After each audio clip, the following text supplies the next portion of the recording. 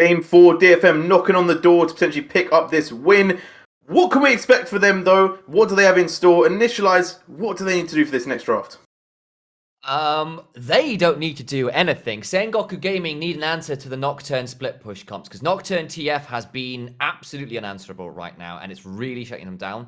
Problem is, changing the ban strategy for Sengoku is a serious risk, because a lot of the things they are banning are pretty critical, but I think they're out of options. I think it's time to switch something up there.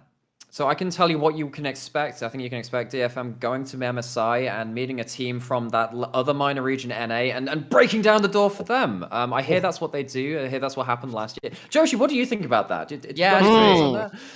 I feel like we're getting a little bit of the bullying coming through here. We did okay. Yeah, well, we outperformed LJL at Worlds. Come on. Remind me who came out of first to play it again. You get 3 teams, we get 1. Anyway, they call the 100 Thieves games. That never happened versus DFM. But looking towards the next game, I think, again, DFM, I love the way they drafted in this last game. Just stop Honey having any peel tools. Just don't give him. Yeah. Just force Sengoku to have to play a team comp which doesn't allow Jet and Honey to hero play. Because if they don't get to do that, Sengoku are not a team which can really punch consistently at the way to DFM. Now, of course, consistency doesn't matter at all if they can do it for just one game more in this draft, and then maybe another one in if that game 5 comes to it. That's what it needs to be, but DFM and the way that they've been drafting in terms of overall, that's been working for me so far. Okay, we're going to get a very quick prediction before we go into game 4. Sengoku, DFM, one-word answer. Joshi, you start. DFM, 3-1. I mean, I can only update my prediction to what I feel like has already seen. We're back on pace for what DFM have been looking like the entire season. Yeah, in fairness, Lexi did kind of do the intelligent call out of, DFM will throw one game. They have done that before. They've done it today, but I think that they're looking to sweep this through. Nicholas, do you also agree? Yeah, here's the tea. Honey's been put into the tea, and it's just making things sweeter for DFM right now. Like, the guy does not get to play League of Legends these last 2 games. We'll have to see if he's able to play this one. Will he be enabled? Will Honey be able to shrink DFM? You'll have to find out. But Middlecourt must one take us into game 4. Yes, welcome back. Here we are for the 4th and potentially final game of this series. Honey feeling a little bit like Dyrus at the moment. He just wants to play League of Legends. Man, why are you saying my favourite player names here? Oh, man. I miss Dyrus. I miss Dyrus as well. He was a cool guy. It was fun. But Lexi, let's be done with reminiscing, because the action is in the here and now. It is in this game. It is on Sengoku to turn this series around and take us to a game 5. But like the desk was saying, DFM have looked so good in these past 2 games. It is not even an uphill battle. Like, you're talking a mountain that you have to climb. So there is always the option for Sengoku to just take the picks away from DFM. Okay. There is that option. Now, I mentioned the Veigar in the previous game. I would still like to see something like that. Either we have to draft a composition which dissuades a lot of dive, which there are lots of champions out there that do that. Veigar is one, Ornn is another. There are multiple support. Thresh, throw a cage down. You're not getting through that very quickly. There are options. Or Sengoku can do the opposite and just take the TF and Nocturne away and try and do it themselves. They might not be as practiced, but it's an option. Potentially, but I think that one of the defining characteristics, even in their win in game 1, is it wasn't Sengoku being the proactive team. It was them responding very well to what DFM was doing. So I'm scared to talk about this option of like taking away stuff like the Nocturne, taking away stuff like the TF, because I'm not sure if Sengoku can actually utilize them properly. I want to ask our fantastic producer, Mr. Chris Edgeworth. By the way, go follow him on Twitter. Sir, can I get that tweet from the social media manager of Sengoku? Because I think that sums up your point perfectly, Middlecourt. Because Sengoku have a certain way of winning games. We saw that in the Rascal Jester series. They need to hit a certain time length in their games to get there. It's what happened in game 1. So, yeah. Yeah. Well, they haven't been long games. 26 recently. minutes, right? You said an interesting stat, which I think the desk pulled as well. Yeah, fastest game, well, fastest win that DFM have had against Sengoku all split. Yikes. Very, very yikes. And it means that you can sort of see this DFM scaling up and becoming even stronger than they already were. And it looked rough for them in game one, but they have been a very proactive team. They've constantly been making things happen. It needs to change for Sengoku. You can't let DFM get the Nocturne TF again. Otherwise, maybe this game is even faster. Imagine. So do you think they can get away with banning one out of the two of them? Because that's obviously an option. Because if DFM don't feel confident enough, like say for instance you ban the Twisted Fate, is that enough to dissuade them from picking the Nocturne, or do you think they'll still pick it regardless, or maybe vice versa, ban the Nocturne? I think the Nocturne is probably causing a little bit of more problems. TF can be really, really active on the map, getting to places very, very quickly, but that doesn't warp the game in quite the same way that Paranoia does, reducing your vision radius, removing your ally vision. It makes playing out these team fights a hell of a lot harder, even if you're not having ganks coming through a million miles away. And we saw Sengoku actually out team fight DFM in game one, and the Nocturne pick feels like it's been so important in shutting down their ability to do that. I think you're bang on the money, mate. Normally, people decide to ban the Twisted Fate side because of the knowledge and information that you get from Destiny, but I think you're bang on it. Most of these both sides are normally grouping, and if you can't see your teammate, you can't see the enemy. And that's what Paranoia does perfectly. So I actually align with you fully. Which kind of means, what does Sengoku do? Because we're just coming back around to this point because we haven't seen them do this kind of adaptation before. I think in the Rascal Jester series, they just kind of found their pacing and kept forcing it. And Rascal Jester were the ones struggling to find the response back. Sengoku haven't found a response to this. And by the way, you and me both know that DFM have probably 2 or 3 more other versions of this same exact thing. Just other 2 random picks. I'm feeling like a Renekton Nidalee angle is always open for them. Kindred is always a pick that they have as well, because Steel is disgusting on that. By the way, Trundle's really good at the meta. So they can always bring that out. It's also Steel's most played jungler. They've got so many options, and that's the key thing. And if we are looking at Sengoku banning away that Nocturne in the first rotation, well, either the Karma, or the Caitlyn, or the Tryndamere are getting through. All 3 of those have been win conditions for DFM at various points over the split. But maybe you just have to risk it. You just have to go, we haven't been able to deal with this Nocturne. We've lost 2 games to it. Get it off the table. Yeah, Hart might be able to get his Karma, which has been so effective both in lane and at roaming. And it's also a flex. Maybe Ebby gets his Tryndamere, but that's a bit more of a binary champion that maybe you can team fight around. We're running out of space for Sengoku to play out this series, and DFM have got a boa constrictor-like grip on them as we are getting into draft. Lee Sin and Zeri removed by DFM. Sengoku banning 2 of those champions that they have been banning all series long. The Tryndamere and the Karma. Xayah taken off the table of 2. DFM, they might just be looking at another run back of their previous games comp. I absolutely adore this, and Sengoku Gaming, they don't have this. I actually really love taking this Tahm Kench every single time for DFM because it's NT's best champion, really, of this season. No. There are options. I hate the Salty run back, though. Sengoku Gaming, this is not the composition. Where's the thresh? Where's the angles? Where's the set, for God's sake? Oh, no. Oh, Lexi. It's happening. Oh, dear. It's happening. It's happening. Oh, it really hold on. Whoa. Let's calm down. Okay? So, for Sengoku, I think it's fair to say there was misexecution in the early game. They have a lot of pick tools, a lot of pick potential, and they didn't really utilize it in the same way that in the way that they should have done, right? They weren't able to shut down DFM as much as they wanted to in the early game, and that meant as the game got a little bit later, it became incredibly hard for them. We are seeing that adaptation, though. Oh, finally. Opting back into the LeBlanc in the mid lane, which looked disgusting in game 1, and TF off the table.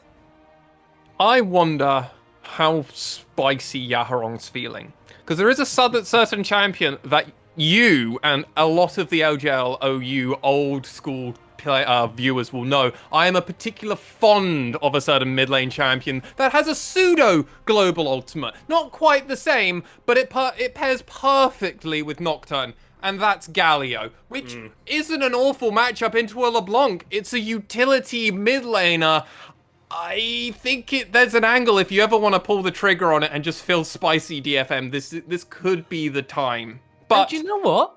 I think Sengoku may have been listening to you there, because that Camille ban, not only a strong pick that Ebby has used to devastating effect so far in this series, one of those champions that does pair up extremely well with the Galio. That Hextech ultimatum into the hero's entrance combo is so effective at just destroying a single target's ability to play the game. That's how DFM have been shutting down Honey. We'll have to see if they're able to do it this time. I adore that. Thank you so much, Middlecourt. And we are going to be seeing Paz returning to this Graves in the top lane. So from Ebby, with that point you made, what is going to be it? Because he keeps getting counterpick in this matchup. And to reference something Joshi said earlier, he doesn't really punish. But hey, this is another mid laner with a global ultimate. And by the way, it's not the Galio, but he's played more of this than almost any other champion. This was tied in his regular split games. It's going to be the Rise. Hey, why not just Realm Warp to where the Nocturne's gone? That works as well, by the way. Brilliant, but he is going to be matching up against that LeBlanc, who has been one of these traditional early game powerhouses. And if Jet can put Yaharong behind, which is more than within his capacity as a player, this is the MVP mid laner. This is the guy that put Yaharong down one peg, put him into second place. Ebby! Ebby is pulling out the Akali, a pick that he wasn't known for before this split, but it has been absolutely lethal. I know what I'm going to be asking for in between. I'm going to say this on desk right here, right now. Mr. Edgeworth, thank you, sir. You already knew. Wavelengths, we're on it right now. What's going to be the pick, though, in this top side? Is it going to be that? Yes, because that's the beauty middle of this Graves pick. It's actually a flex pick between Want and Paz. So they do get to respond with that Scion over in the top lane for Ebby. For Paz, rather. Forgive me. I don't hate what Sengoku, or where rather Sengoku, have found themselves. I don't appreciate how the early stages of this draft went from them remotely. But this LeBlanc, they have definitely saved it in R3, R4, R5. For me at least. A little bit better, showing some different things, which is kind of what we needed to see from them. Even if you go down in this game, even if you end up losing this series, you've shown something different. You fought as hard as you can, and losing to a DFM that has been this exceptional throughout the course of the entire split and the playoffs, it's nothing to be sad about. They're an amazing team, but Sengoku aren't going to want to fall out of contention just yet. It's a different look for Paz in the top side. This Scion, a bit more tankier than the stuff he's been opting towards. I want that graphic, Mr. Edgeworth. There we go. Akali, when he played it last time, he got the victory over Paz, and he has been so good historically when he has decided to opt into this Akali, because he's not lost on the Akali this whole split. He has decided to play it a few times. So I legitimately think this is a good spot for it. The issue was the idea is Paz actually got to kind of do the old switcheroo. So it's going to be a bit more of a difficult matchup for this Akali in the top lane. But if there's a player who's going to do it, it's going to be Evie for me. It's going to be Ebby. It's going to be our spring split MVP on the Akali for Game 4. Match point for DFM. And they're going to want to close out this game in similarly dominant fashion as Game 3 and 2. Sengoku need to arrest their fall. They need to find something. They need to push us to a Game 5 if they want to keep any hope of claiming the LJL title alive. Interesting choice here. NT deciding to go for the Glacial Augment as opposed to going for something a bit more tankier. That is a choice. It's not a very controversial one. The only reason I would have liked to have seen it is just so they actually have that extra tanky or kind of off-tanky build. Yeah, NT and obviously Nautilus is going to do that. I just prefer the kind of Guardian-esque direction. Love the grasp, by the way, from Paz. I know you can go Spellbook, but you need to be the tank for the side of Sengoku Gaming for does Paz. So he'll be the front line with Wants, really trying to find the angles and hopefully getting on top of Udapon. I just think it's going to be a bit difficult because Harper's just looked so good on this Tahm Kench, and NT hasn't had an opportunity to even play it once. been denied from him consistently throughout this series, and Harper's put up some absolutely stellar performances on it. His Abyssal Dives have just been brilliant, as well as his Devours, using their Time Catchers both an offensive and a defensive pick. And once again, we are seeing aggression early in the bot lane, and once again, it is favoring DFM. These lethal tempo rockets dealing so much damage. Red Gun helping a little bit to save some life there for Honey, but this is playing with fire. Those tongue lashes doing so much damage. Look at the position of this wave. It is not favorable for Sengoku at all, as once is flashing forward in the mid lane. They're looking for Yaharong, but it will not be the end of the line for DFM's mid lane. A flash burned, but still alive. It was an important one there for Yaharong to flash over, and he's also got Spellbook, so blowing a flash in this spot could be worse, weirdly enough. It's one of those things. We'll take a few more minutes for obviously that Spellbook to actually start doing its thing, so it won't be useful for this flash, but it will be a bit more useful slightly later into this game. But Anti finding the really long hook here. Spawn firing back with those rockets though, and the Chompers locking up the Nautilus for a little bit longer. Ignite was dropped in his head, and heal used by both AD carries, trading as summoners in the bot lane. Yeah, but I mean, ultimately, it's kind of more on favor for the side of DetonatioN FocusMe. Yeah, they DetonatioN FocusMe used their Ignite, but if you look at this, like, NT had to back. So regardless of how you look at this, because DFM will be able to get the crash with the cannon wave and then reset and actually be ahead, whereas NT's going to be a bit down experience, it's not going to be a great one. DFM kind of slowly coming out on top in this early game, at least when it comes to that bot lane. I mean, top lane's going rather well for Ebby at the moment, though Once is pathing back in and definitely looking to do something against DFM. Yeah, Gray's a bit more of a different style of champion that we've seen once on this series. We've seen the Lee Sin, we've seen the Jarvan, a bit more gank focus. Gray's all about the farming and getting to a point where he is just indomitable. Mid lane, though, going pretty good for Sengoku. Jet flexing the early game power of that LeBlanc against the Rise, who does need a little bit more time to scale up. Yaharong picking up the tier, TPing back into the mid lane of Steel, doing his namesake to these Krugs, but Sengoku will not go down without a fight here, forcing the flash away from the DFM jungler. I love that preemptively. I mean, they would have known that because of the teleport coming in from Jet, so I think it's a fantastic thing to do, just to make sure that you kind of dissuade them, you're trading effectively, and NT here just kind of escorting and preventing the wave from crashing in, so Jet didn't lose anything for that TP top. So, hey, Sengoku definitely feeling a bit more together in this match. Yeah, things aren't going perfectly, but they're currently at gold parity, and it feels like they're a bit more on top. We're about 5 minutes in and nothing terrible's happened. That's a positive to take. How long it will stay like this, though, we'll have to see for both sides. Yeah, I mean, that just speaks to the quality of DFM as a team that even being even with them at the 5 minute mark is an accomplishment, and it is. I'll have to see if Sengoku are able to push forward in this game, use their composition effectively, and generate some more advantages. Bot lane heavily in DFM's favor as we see that trading going down in the mid side as well. Yaharong fairly healthy, but low on mana on the Rise, so not really going to be able to contest much of this wave shove coming out from Jet. That frees up a bit more space for Once to clear out some of this vision and just shadow his mid laner. Yeah, absolutely. And within doing that, there is also the back-end timer for DFM of once we get Steel to 6, once he keeps doing his clear and getting around the jungle as fast as he can, when he gets there, it's go time. Like, that's their on button. It's been around 7 minutes, 7 to 8 minute mark that he's been commonly hitting that. He's justing to 5, so he is ahead on Once at the moment. And you can see he's just power farming. He wants that. He got the pickaxe, and now he's just going to keep farming. Already backed once before. Once is just back now. He's got that serrated Dirk, so let's see how these junglers now do with their first item backs. But it is Once a little bit behind in terms of the tempo, still on the map earlier.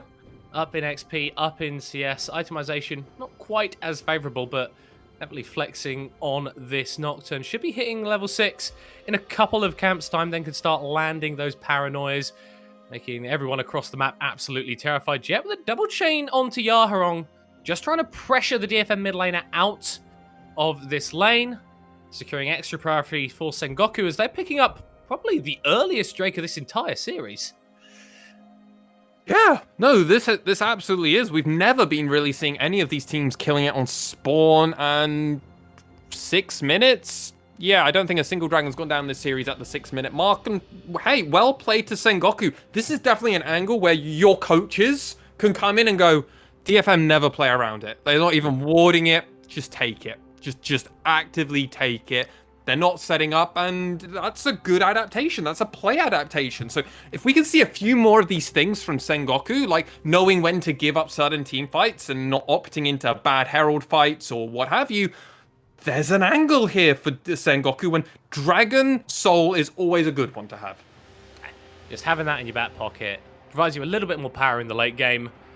And that's when Sengoku have found most of their victories in this playoffs run. I do want to see a bit more early game proactivity from them. Yeah, the Graves not great at that, but Jet should be getting a bit more of a shove in this mid side. Roam down to bot lane. You've got a lot of setup CC there. Get a dive going, and maybe you can grab some kills.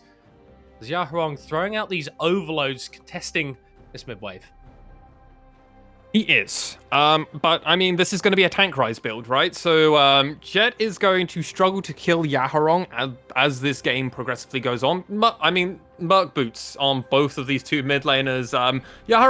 Jet will put out more damage than Yaharong, but Yaharong will be far more impactful in the team fights if Jet can't find the flanks. And when you look at the key members that Jet is going to be looking to kill, because realistically, he probably won't be able to kill Ebby. Jet will get, Steel will get to do his thing before anything else happens. So it's all down to Udapon, but look at what's happening now. Harp is being opened up onto, still has that grey health. And will escape, but that's a flash out of the Tom Kench. That's good, that's Jet. proactive plays, and it's Jet roaming towards the bot side, but they don't know where Harp's Yuka. backing. Collateral damage interrupts the reset, and now the DFM respond. Yaharon is cheating Realm down Warp. from mid lane, still has access to the Realm Warp, but his bot lane is criminally low. Flash burnt by Yotapon, but it's first blood for Jet. It's second blood for Sengoku as their mid laner survives on single-digit HP, and now Yaharong's in trouble as well. 3 kills in the early game for Sengoku. That's more like it. I love the idea from Steel there as well, popping the paranoia to make it seem like actually it's about to become a 4v4 and we're calling the shots, but frankly, for me, I think that needed to come out a lot earlier if they were hopeful for that, and they had to know if Steel was on vision or not. To my understanding, I believe Steel had been seen a few seconds before this play. If you actually have a look where he pathed around, he actually seen on this Rift Herald. So Sengoku know that when the paranoia, if it is procced, he's not there. And you can see the question mark pings coming out. When the Realm Warp does come in and they decide to go for this as this next wave comes in, it's like, there's an idea, it's a good idea, but they already know that you're not going to be there. The Realm Warp's going to come in, but it happens so late into this play, it really doesn't amount to anything. And if anything, it's just Realm Warp into delivery kill service here for the side of Sengoku. Fantastic play, and we want to see more proactiveness from them. DFM trying to induce paranoia, but it's Sengoku who won out on the mind games. Jet, once again in the bot lane. Harp still has the Devour available and will use it. But the Abyssal dive interrupted, and that's going to mean 2 dead members of the DFM bot lane. Sengoku are here to play. What a performance from Sengoku, back to back, and they are targeting the bot lane of of Detonation FocusMe. And this is what we wanted to see, because when you think about it, who's the MVP carry for the side of Sengoku? It's always been Honey. He has always had to carry a team, but now with the side of Sengoku, he's had insurance policies. He's had other options than those around him which can also do those same performances, and he can transition and be more of that late game carry. This is what we wanted, Sengoku, and it's fantastic to see it. 2k gold lead at 10 minutes in. Long games are our area indeed. Well, early games might be your area. If the start of this game is anything to go by, we'll need to make sure that they do actually transition it effectively, because that is an issue that some teams have had in the LJL. I love this, though, from NT. Going forward onto the bot lane, Jet being here as well. There's really nothing that Utapon and Harp can do.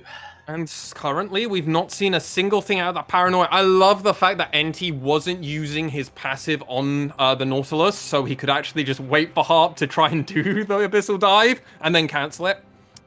that's just free. Also, if he has his Q up, he can also buffer it with that. I'll be honest. The more I feel about it, if you're ahead as a Nocturne and as a Nautilus and you're making the plays, you could actually come out on top. It just kind of depends on the dynamic of the matchup and the situation you find yourself in. As it stands, though, Sengoku, they want this dragon on spawn, and I love this proactivity and just upping the tempo. Keep this up, Sengoku. They are going for it. Steel summoning Rift Herald in the mid lane, but Jet's going to be here to answer, and there aren't really the members of DFM to support this charge. Yeah, it's going to be a couple plates, but those are going into the Nocturne. Those aren't going into Yaharong, who, whilst he is going to be on a tank rise, can still be a very strong carry for the team, but we mustn't forget about this top lane. Level 10 on the Akali for Ebby. TP nearly available if he wants to join a fight. That perfect execution when it upgrades to level 11 is so powerful, and Paz hasn't been able to shut him down in the early game. He's just been existing. Sengoku looking for steal in his jungle. Ebby is roaming down there on the minimap. This could get pretty dicey for Sengoku if they overstep here. Paranoia going to be thrown out. The Realm Warp used as well. And once has been collapsed on, put into the grave. Drake now going to be taken by DFM. Yeah, a bit confusing with what was going on there for Sengoku. It seems like they weren't really sure of this play, and because Ebby's come down, he's hungry for blood, and he's still got that ultimate. Jet is moving around as well. He's actually going to assassinate Steel in the pits. He's not going to care about that Drake, though. The dive potential onto Honey not going to come to fruition, as now LeBlanc is actually trading aggressively against Yaharong, throwing out these overloads. EQ, that's all you've got to do, and it's taking Jet very, very low. But ultimately, Sengoku, they shut down that bot lane dive, and whilst their jungler dives, traded over with a kill onto Jet. Yeah, and the dragon wasn't taken. So that's actually still on the table for Sengoku. I'm surprised a little bit that Jet didn't try to finish it, but honestly, I think that was the correct thing to do. Your chances of being stolen and having the re-steal happen is awful. I want to watch Ebby here, because look at this. He tries to go for the dive. However, Red Gun is just so good at dissuading that. And then it's like, okay, well, we don't have a wave prepped. Ebby kind of used half his health. We didn't go all at once, so what else can we do? And the answer was, well, kind of nothing, because the moment they lost steal, they lost their agency in the play because they were still getting something from the play at the end of the day. The fact that they kind of lost out at the end of that, not where they were expecting to be, clearly. A little bit perplexing as it's a double chain into the Glacier Root. The exhaust used by Yaharong got that from the Summoner spell, but we're really seeing the pressure that Jet can now apply in this matchup. He's got flash still. Maybe thinking about going for an aggressive play onto Yaharong, but Yaharong definitely the sort of player that can turn that stuff around even in the most dire of circumstances. And it was looking pretty dire for Sengoku coming into this game. 2-1 down in this series. DFM crushing game 2 and 3, but they have really fought back strongly in this game 4. They are not going down without a fight. They may just push us to game 5 yet. I mean, as it stands currently, yeah, I think they're well on their way to at least getting to the mid to late game, which currently has been theirs in the LJL. So, to reference an earlier tweet, so I'm excited to see. But the thing that I want to mention is a certain champion has hit over to level 11 and just got their first big item spike now. Ebby is going to be a bit of a nuisance for the side of Sengoku Gaming, and I'm specifically talking about it from a Honey perspective. Yeah, in the same way that a broken leg is a nuisance. Yeah. Possibly understating how painful this Akali can be if you're a squishy carry on the side of Sengoku, and with how good Ebby has been on it, it is going to be disgusting. Steel getting the second Herald of the game for DFM. The first one, not particularly effective. Let's see if they can get better use out of this one. Hopefully they can. They can definitely get this mid turret down, but they didn't get first turret. So that's a stat that they're definitely losing out a little bit on to end out this playoff series. But I mean, if Sengoku win it, it doesn't matter what it was, because one of these teams will make it to MSI, whereas the others, and Ebby is taken incredibly low in this exchange against Paz. Yeah, kind of relying on the true damage and the healing from the Riftmaker to carry him through this lane, but it is not happening as it stands, and that Hextech gate meant that Jake could port over Ebby, dodging away from the distortion though, going back into the Shroud! Perfect execution, not quite perfect enough. A third kill for the LeBlanc. When you land that chain, it doesn't matter if you dash and you do everything else.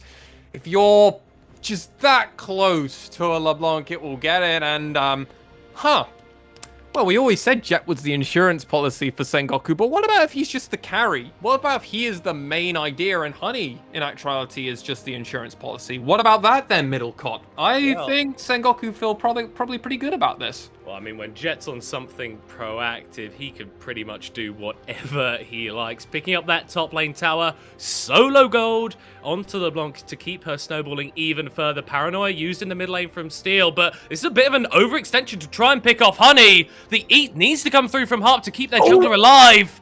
And the Moonlight Vigil, not quite enough to cut through the shield, but Sengoku not giving up on this play yet. You want to ult my AD carry? I'm going to come for you! Jet with a kill onto you, Tapon. Oh, like Jaws! You could see it coming from a mile away, but you can't say anything. You just hear the music, and sweet chin music is Sengoku singing right now. That's going to be turret number 3. All of the outer turrets in Sengoku's tempo. They're moving. They're getting going. This train's choo-chooing, Middlecott. Are you a believer? Are we going to Silver Scrapes? We may just be 4,500 gold lead for Sengoku. 2 Drakes in their pocket as well. Mid lane tower down. All the outer towers down. In actuality, they have put themselves in an amazing position. And once again, it's responding beautifully to over-aggression from DFM. And NT living by his AD carry and dying by Honey is what saved that play so much. Beautiful buffers as well on the auto attacks there. But this is Jet just saying, I don't care. Legit, I don't care. I'm just gonna come in, kill you, that's whatever, walk away. Like cool guys don't look at explosions. Jet just face tanks 3 people and a tower shot and still gets away. Man's having an MVP caliber performance, and when you start looking at the gold, you go, I'm starting to see where the gaps are starting to come. It's definitely in this mid lane. It's definitely in this bot lane. And the crazy thing is, I don't know if any team has ever put DFM to comeback gold except for Rascal Jesters. It's been tough as Steel catching out once here in the top side. The fear will connect, but it's actually Steel who took the worst end of the trade. Collateral damage to the back of the head as Jet once again distortioning forward, once again looking for the play. The Realm Warp used defensively. DFM tried to make a play in the top side. It gets turned around again. Hextech Drake is in 30 seconds. They've used a lot of tools to try and apply some pressure. And Sengoku will be happy with that as they make their way towards the bot side river. Yeah, and something of note is that Rift Herald that Steel went and got, that we thought was going to get thrown in the mid lane before that play went a bit awry for DFM, it's still in his inventory. He's going to need to use it, and yeah, he's going to be out on the map in time, but it's there. It's cool, and let's be real, we all know Sengoku know that's there, and their turret in bot side is perfectly healthy. They can actually just let this happen, just prioritize this Hextech Drake, and then look to do something else after. DFM have been the model of consistency in the LJL for so long, haven't missed a final since the very first split of this competition almost 10 years ago, and this is looking anything but consistent. Weren't able to get leads in game 1, looked amazing in game 2, but this time around, Sengoku have really pushed them, and they are not responding correctly. They're set up now in this bot side around this Drake. Ultimates available for Steel, level 11 on the Nocturne. But Udabon behind on itemization at the moment, and I'm not sure they're actually going to get hit in time. The Paranoia is thrown out, but the engage comes through onto the Scion. You're not going to be able to kill him in a million years as Paz ults himself away, but gets a stun, and the Moonlight Vigil is massive once securing the kill, but it's DFM that are continuing to go forward. Ebby waiting in the wings. Blue Trinket thrown out to get away from that knockup as Yaharon goes golden to buy a little bit more time. Forced to flash away. Eaten up by Harp, trying to keep his mid lane alive, trying to carry this fight as hard as they can. The health bars in Sengoku not quite low enough. DFM, they don't get the Drake, and they lose their jungler. This is huge for Sengoku. They get the dragon, they get their the enemy jungler, and they get out without losing anybody. That was the play. You could see from Sengoku where they were like, Paz, just tank. Just do what you need to do, buddy, because this is where it comes in. The Paranoia gets thrown down, as you mentioned, but it's into a Paz. It's into Paz, and this is fantastic because Sengoku, you can tell they don't want to have to fight unless they don't want it. The Moonlight Vigil was far more of a dissuasion and to kind of go, we can kill you, just don't keep coming at us. DFM realized they need to be proactive and try and do something, but that blue trinket just kind of goes, that's a death brush, that's a fanatic brush, let's not do that. And now you can see they're just like, hey, if we can find a pick, let's do it, but otherwise let's just get out. Sengoku, where was this game 2 and 3? I have no idea, but honestly, I underestimated them. I thought that they'd been put too far behind in this series to ever come back, but the team that reversed swept Rascal Jester in one of the most intense series the LJL has ever seen is fighting back in this one, pushing forward, trying to take us to a Game 5, trying to take us to one of the closest finals that we've seen in the LJL over all these years. They've not done it yet, but they are in an excellent position. The next 5, the next 10 minutes are going to be oh so important because the slightest overstep in DFM are exactly the sort of team to punish and punish hard. Absolutely. 12 Magi stacks now on Jet. This is getting into slight territory of pure terror. Where you just consider it from Detonation FocusMe's angle of going, okay, how do we win this game now? And then you start theory crafting it. And at the moment, what my brain is coming up in mad scientist kind of mode is, let's get to 40 minutes and just try and win a team fight. Because as it currently stands, Sengoku are so far ahead, we just need to wait and find an angle. Now, the other angle is, and this is kind of some hopium for you, Middelcourt, and our lovely viewers out there. DFM are only about 5k down. Yes. That's not as bad as it could be. You get a Dragon Steel, that's a bunch more gold. You get a turret, suddenly you're only about 2 to 3k gold down, and then you're starting to go, okay, we're getting some angles, we've got some gold back, and Jet is terrifying, but I mean, if Harp eats the target that Jet's trying to do everything into with a chain or two, it doesn't matter anymore. So there's a chance. I'm a bit worried though. Honey walking forward as Steel didn't realise that they were all in the bush. Hey, Early eat onto the Nocturne to keep him alive, but the Paranoia used as well. Those are massive tools used by DFM, and they get nothing for it. and that was a 5v3. Just to put that out there. 5v3, they popped that because Paz was the bot side and Jet was on the top side. They've now all converged together and they're looking. Trying to catch out DFM in their top side jungle. Ebby running around in the smoke. Vape Nacial as he dashes over the wall, and Yaharong will also get away. But again, 2 ultimates burnt by DFM for absolutely nothing. Sengoku, Baron is on the table. Hex Tech Soul in a minute's time. They are exactly where they want to be. Yeah, now it's time for Honey to prep and get the right guns that he wants here. He's going to be able to reset, and last time we looked at him, he had a lot of gold sitting on his person. I don't think he's actually gone back since all of that kerfuffle, so he's probably got a decent amount of gold to spend. No, we only had 600 and gets a control ward. Hey, help out your supports, ladies and gentlemen. Buy wards with that extra slot that you've got, because, I mean, it really does mean the phrase, ward saves lives, and they do. And vision denial is important as well, and that's what we're seeing from Once here, who's actually opted into the Umbral Glaive, rushed that even before he's grabbed the Eclipse, and that's why his vision score is 30 higher than Steel. Denying options for DFM to play this game is... It's 30 higher than NT. Oh, it's highest in the goddamn game. Like, he is killing these wards for fun. Does Drake boost you. on the Rift. Jet on the side. DFM walking in mid lane priority for Sengoku. Ebby has been spotted moving towards the top side of this fight by that wall, and that means that Jet can go over the wall and land a couple shots into his head. Not decisive damage, 70% HP on the Akali is bad for DFM, but Ebby has TP and can rejoin the fight. He got spotted out by that blue trinket, though, and Sengoku have now taken advantage. Moonlight Vigil goes slightly wide. Paranoia used as well as NT's trying to get into the fight. That is a huge depth charge, but no one can follow up on it. First reset of the fight for Utapon, and that means the Jinx is hard to take over. But it's Jet grabbing the kills. It's Hextech Soul for Sengoku, and they're doing it, Lexi. They're going to win this fight, and I think they're going to win this goddamn game. Honey supremacy, I do conform to, but maybe it's actually Want supremacy who made the call to go there, but Honey's going to get delivered this kill onto Yaharong!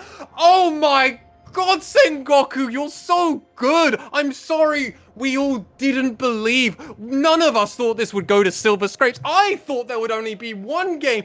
Doubters be damned, Sengoku is here, and they're looking to march on to DFM's base pretty soon, I expect, Middlecott. As let's come into this replay, and I want to just highlight two main things. NT sacrificing himself and wants his decision to not join his team. So, as it stands, Paz is just tanking the whole team. NT already died, remember? Like, this is a real disadvantage fight. The only thing that is pretty good is no one's on top of Honey and no one's on top of Jet. So it's just like all the damage got thrown into NT and Paz. They did their jobs perfectly. They got the soul. And DFM, what'd you get out of this? You killed the tank support?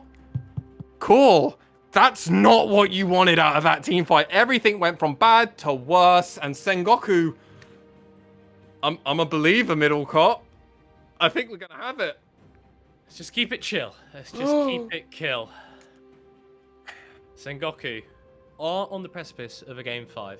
They've got the Hextech Soul. They've got the Baron buff on for 2.5 minutes. What can they get with this? They still haven't broken this inner tower line completely from DFM. As Jet is going to be walking into Harp and into Steel. But it's DFM that are getting played onto. The Nocturne taken low once again. The ultimate used by Harp to keep the Nocturne alive. And that's not what you want to be doing. The paranoia for nothing. Again, Sengoku have been so good at baiting these cooldowns out from DFM, meaning that they can take an advantageous fight a little bit later. Something we've not mentioned, but because of everything that happened slightly earlier, Sengoku were able to get the Dread. Oh, Ebby, caught, chained, golden, dead. Once with the kill, the superstar MVP carry top laner for DFM getting caught out there, and that might be the death nail in this game. Sengoku take out that mid lane inhibitor. They're not going to be able to take out this bot lane one fairly soon, as Harp taken so low as Steel trying to get onto Jet, trying to cake him out. NT will be falling down at the end of this stopwatch, and maybe Sengoku have overplayed their hand. The Realm Warp going to go forward as Yahrong not joining up with the rest of his team, and still getting isolated, getting soloed out. It's 2 kills for the Graves, and it's DFM who have overstepped. It is DFM who have made the risky play. It is DFM who are going down, and with this wave being picked up, I think we've got Silver Scrapes, Lexi. Baron buff was huge for the side of Sengoku to make sure that they could have that extra power, but in all fairness, NT has been incredible for this side of Sengoku Gaming, understanding who to play around, but oh my god, Jet is a monster. What's a monster? They're just getting everything! No one gave Sengoku a chance in this matchup. We all thought they would be dead and buried by now, but they are alive, they are kicking, they are taking us to game 5. They screamed it all the way, and I'm here for the ride, Middlecott. Oh my god. And something that I want to make very clear to everybody out there. Honey was an important member of Sengoku, but he was not the defining piece that he almost always has to be. This was the Once and Jet show. Oh, buddy.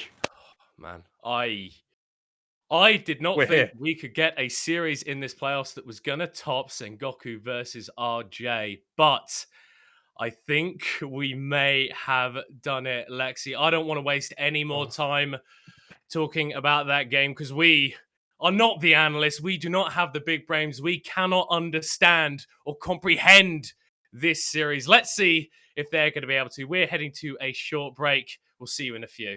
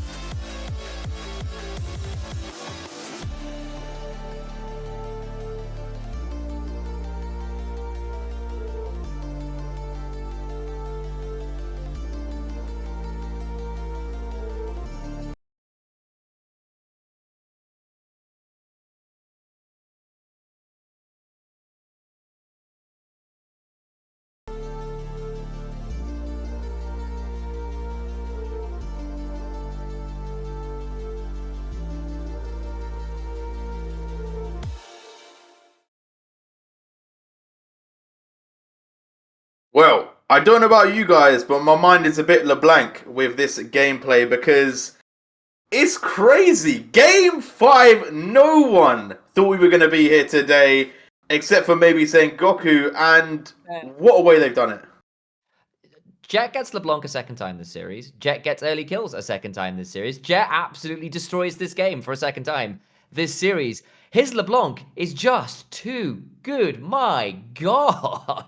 Yeah, and I suppose it'd be a good thing to kind of immediately go straight over towards that draft, because this was half of the same draft which GFM crushed the game just before this. And a lot of it was about Honey not having self-peel tools. It was the first pick Tom Kench, it was the Nocturne afterwards and say, well, you don't have any way to deal with that Nocturne ult. However, they did find some ways to work their way around that. I think particularly having Paz on the Scion, which was switched from the Graves matchup, was really, really important. I don't think DFM expected the Graves to go back into the jungle, and that was really important because we know that once plays that champion, he played it on the awful Burning Core roster, but Sengoku is showing that flexibility to give a strong front line with a preferential lane matchup to then peel for the AD carry, worked out a lot of the problems which Sengoku had had in the previous games.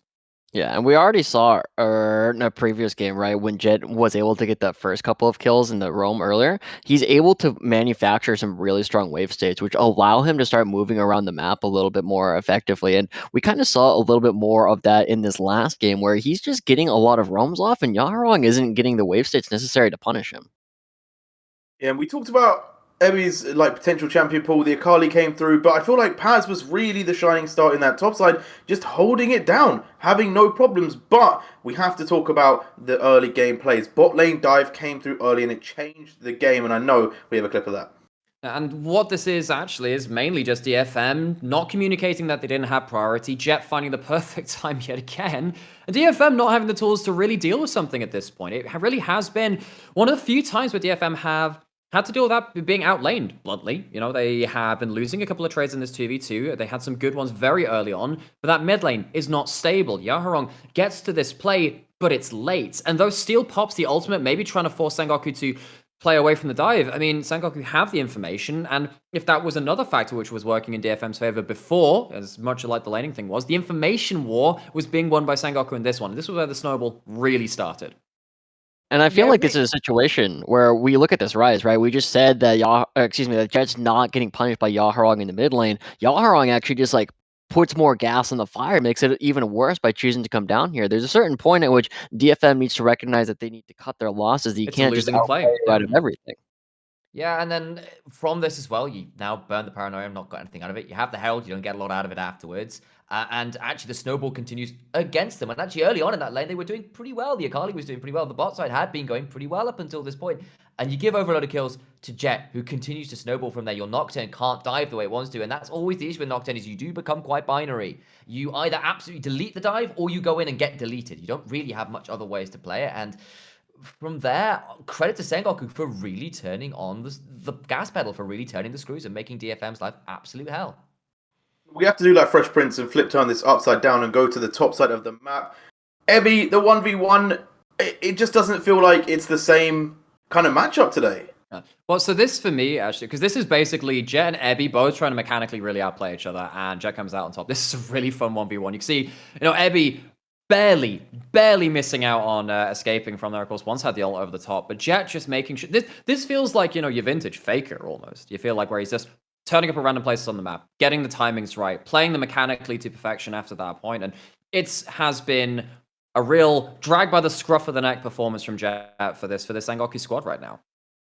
You watching it again here, just like, it's so clean, and it is very, very close to getting out for everybody. Can't break the chain. Of course, once there, he's gone for the lethality, Graves, and this is a one special. He used to love this build back when Graves was a little bit more meta, and you can see he's still got it. He ends up 7-1-7, and this is honestly the first time this series it feels like where once has categorically had the edge over Steel. Even the Lee Sin game once was still quite a ways behind earlier on in that game, and it was only later on when he was making some of those clutch kicks that he was coming back into it. But that's a big shift for Sengoku. Their mid jungle really came out on top. Yeah, and Joshi, you're the American on the desk. Take us to the Western. The standoff over the Drake. Sengoku finally making it work. Oh, I thought I mean, you were say talk about how free this fight was. Sorry.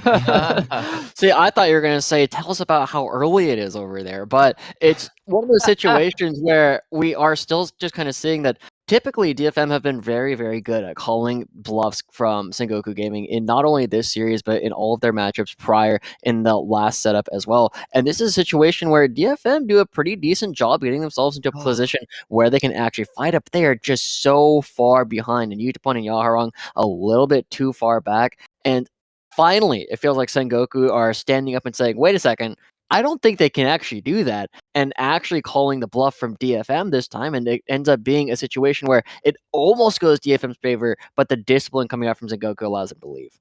And again, Seriously, it's another half an time item where more and you can get it so much. You have an option here, but they just can't make it work. Like, you look at the health bars here, and Yaharong or Yutapon just have that additional bit of crit, that additional bit of AP, and that looks like a very different fight. But that's the credit for getting from being ahead and playing with that discipline. And it's also Sengoku being able to 5v5 again. It's another comp where they're allowed to do that. They did it through early plays this time to stabilize, but that was a big factor. And then we look at the Dragons. We talked about it very early on. We talked about how DFM always in control, but this time it is Sengoku that take the soul. They're able to keep the pressure on the Drakes, keep pressure across the map, and once again finding success over DFM. Also, a lot of this is Ebby just not being allowed into the fight, not allowed into the backline. Paz is a big part of that, and Jet's a big part of that. Remember, Jet doesn't die this game. He's got a full Medjay's by the time the Nexus falls, and he's continually harassing, holding to account, using the LeBlanc distortion, kind of like a Battle Ward too, right? Because there's not really that much that can flip things back onto him. And yeah, I mean, in this fight, DFM do find themselves the first kill, but you can see how much damage Jet is continually holding over DFM, saying, well yeah, what are you going to do about it? And Yaharong gets very close to taking out Jet here again, but he can't secure it. And on the other side, Honey's untouched. One still gets to run people down. And in the end, it's Yaharong here who can't quite get the last kill. And Honey just walks up, and this is with the Hextech Soul suddenly. And you're just out of options at this point for DFM. Like, this pretty much lights out from the game. Again, no puns intended, considering they were running the Nocturne, right? Talking about lights out, it all ended the final fight. Joshi, take us through this last clip. Yeah. As we start looking towards like the end of the game, it does definitely feel like a situation where there's just not enough money for DFM. And Steel, to his credit, is still trying to get things done. But as we've kind of seen, Nocturne when you're behind is only so useful. You can only try and get so many things done because you just typically don't have the stats to either effectively dive or stay alive as a frontline. And by the time the rest of the team comes around, well, it's just all Jet. It's all ones finding so many kills here at the very end. And for the first time, really, it feels like Sengoku are not only beating or winning a game, but it feels like they are definitively beating DFM. Yeah, I think that's actually a really valid point. It's scary. It's scary for a DFM fan. Like, it definitely puts the potential of Game 5 could go Sengoku's way. The doubts go in. It's the one. Now we just have to wait. I'm sorry, I'm speechless. Part of me is speechless, and part of me just wants to go to break and hear that song. I know, right? Well, here we go. Let's go to break. Silver Scrapes, let's turn on the tune, DJ, and we'll be back very shortly.